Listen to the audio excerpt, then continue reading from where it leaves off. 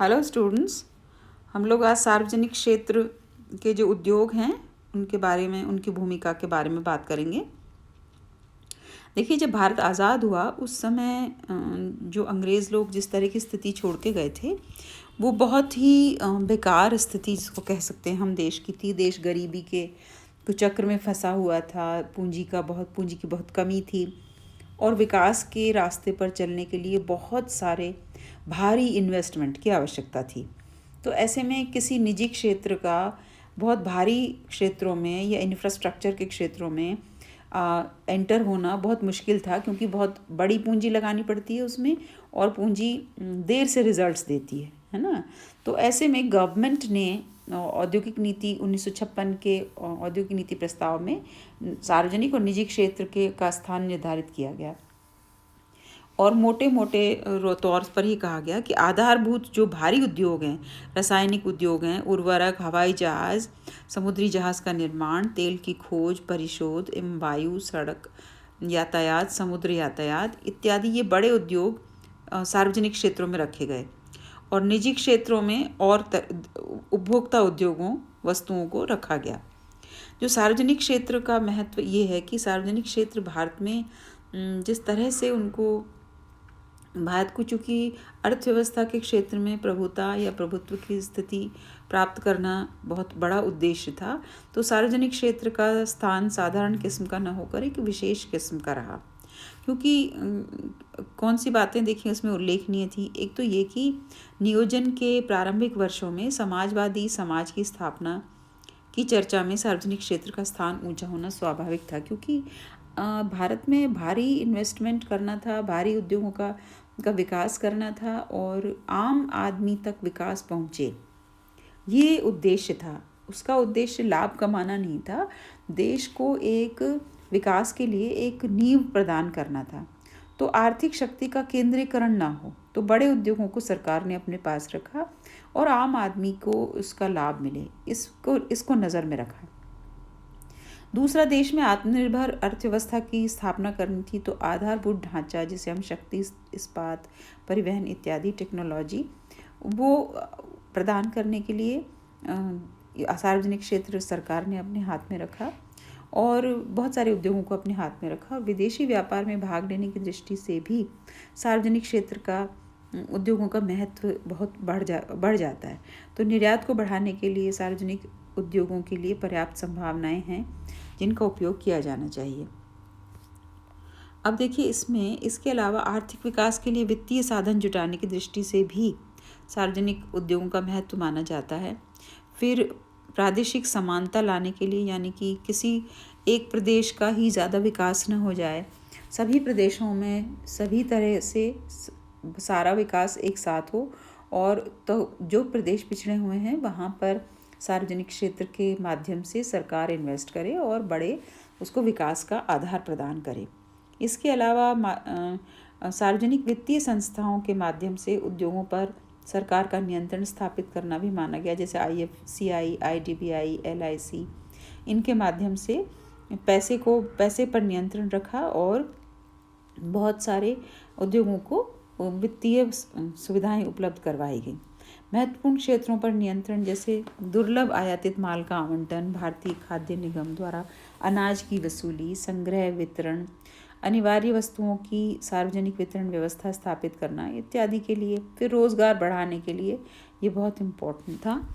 और इस प्रकार सार्वजनिक क्षेत्र जो है उसमें वो एक आधारभूत ढांचा अर्थव्यवस्था को देने के लिए, राष्ट्रीय आय बढ़ाने के लिए, आयात बहुत ज़्यादा ना करना पड़े, हम ही अपने आत्मनिर्भर तरह से हम अपने देश में ही उत्पादन करें, निर्यात को प्रोत्साहन दें इत्यादि बहुत सारी ऐसी टारगेट्स थे, ऑब्जेक्टिव्स थे, उद्देश्य थे जिनसे कि सार्वजनिक क्षेत्र में निवेश को बढ़ावा दिया गया।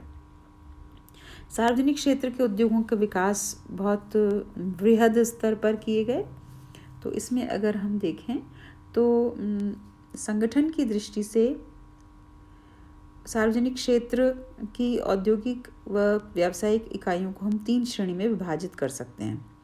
विभागीय स्तर पर संचालित किए जाने वाली इकाइयाँ, वैधानिक निगमों द्वारा चलाई जाने वाली इकाइयाँ, कंपनी अधिनियम 1956 के अंतर्गत पंजीकृत सरकारी कंपनियां। तो इसमें देखिए 1956 के अंतर्गत जो पंजीकृत कराई गई कंपनियां, उनमें भारतीय जीवन बीमा निगम, केंद्रीय वेयर हाउसिंग निगम, Air India, Indian Airlines Corporation, तेल व प्राकृतिक गैस आयोग, भारतीय खाद्य निगम। ये जो निगम कहलाती हैं ये वस्तुतः सरकारी कंपनियां हैं, है ना।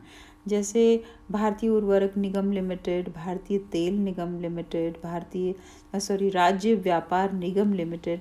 तो लिमिटेड शब्द का उपयोग इनके कंपनी होने का सूचक है, ठीक है।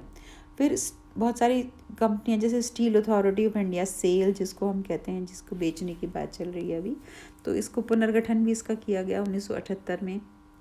फिर पेट्रोलियम की आवश्यकताओं को देखते हुए इस क्षेत्र के लिए भी नियंत्रक कंपनी बनाने का विचार किया गया, ताकि तेल की खोज, तेल निकालना, तेल साफ करना, पेट्रो रसायन पदार्थ तैयार करना, गैस प्राप्त करना, इनका वितरण करना, इन सब के लिए भी अलग अलग तरह से नीतियाँ बनाई गई।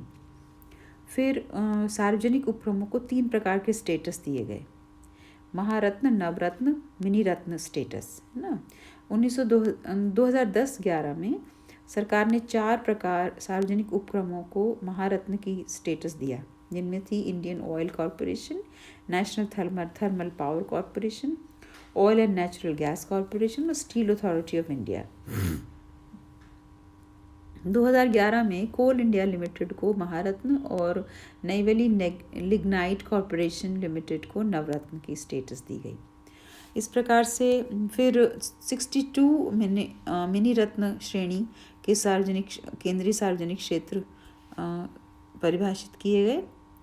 अब देखिए केंद्रीय सरकार के सार्वजनिक क्षेत्र में उपक्रमों के निवेश में कौन कौन से उपक्रमों में निवेश किया, कुल पूंजी और इनकी निवेश राशियां क्या हैं। अगर देखें हम 31 मार्च 2013 को विभिन्न मंत्रालयों और विभागों के तहत 277 केंद्रीय सार्वजनिक उपक्रम के क्षेत्र थे, जिनमें 228 कार्यरत थे और 45 निर्माणाधीन थे।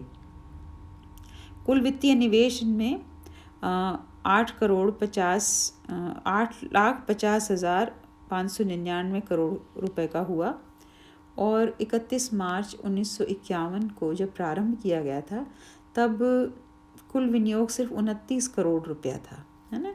तो we have come a long way, you can say that Indian economy started as a very small economy. और एक I was reading an article जिसमें बताया कि सिर्फ 200 करोड़ रुपया भारत के तिजोरी में उस दिन था जब भारत आज़ाद हुआ और हमें विकास के लिए सारा कार्यक्रम प्रारंभ करना था।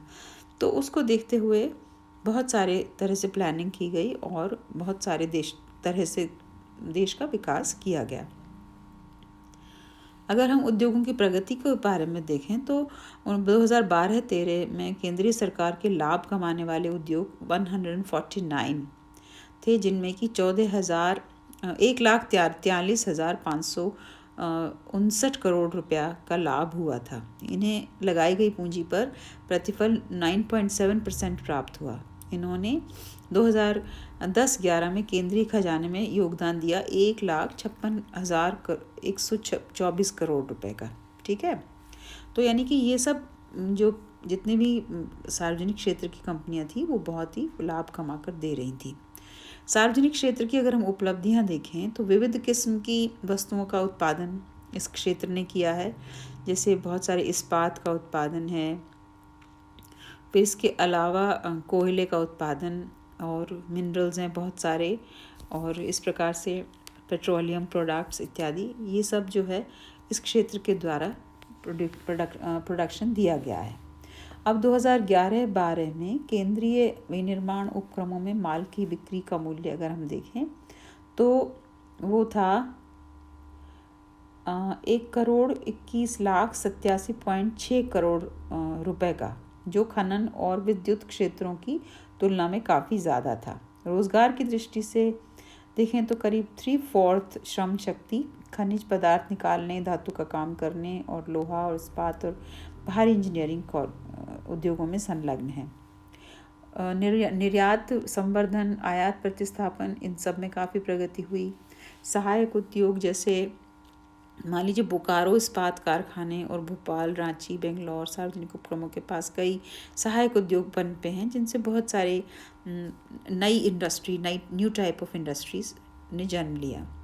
अब ऐसा तो हो नहीं सकता कि कोई भी क्षेत्र जो है वो परफेक्ट हो, उसमें कुछ ना कुछ कमियां होती हैं जिनको सुधारा जा सकता है। तो सार्वजनिक क्षेत्र में कुछ कमियां, हम मुख्य समस्याएं जो हैं वो एक तो यह है कि सार्वजनिक क्षेत्र की परियोजनाओं में समय बहुत लंबा लगता है, और क्योंकि ये भारी इस्पात संयंत्र हैं, भारी इंजीनियरिंग प्लांट्स हैं, कोयले खाने हैं, रेलवे के सुविधाओं का विस्तार है इत्यादि, इनमें बहुत लंबा समय लगता है पहली बात, और जितना टारगेट किया जाता है उससे भी लंबा है समय।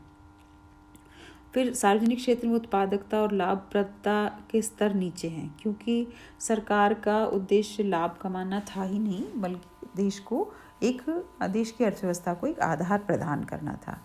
फिर अति पूंजीकरण, इसमें बहुत सारी पूंजी, जितना टारगेट किया गया उससे हमेशा पूंजी ज़्यादा लगी, पूंजी के ढांचे में कर्ज और शेयर पूंजी का अनुपात सही नहीं रहा। सार्वजनिक उपक्रमों की जो मूल्य नीति है उस पर भी बहुत सारे प्रश्न किए गए। तो ये इतना हमने किया, अब इसको आगे मैं आपको अगले लेक्चर में बताऊंगी। तब तक आप इसको पूरे को देख लीजिए। कुछ समस्या हो तो आप पर्सनली मेरे नंबर पर लिख करके भेज सकते हैं। Thank you.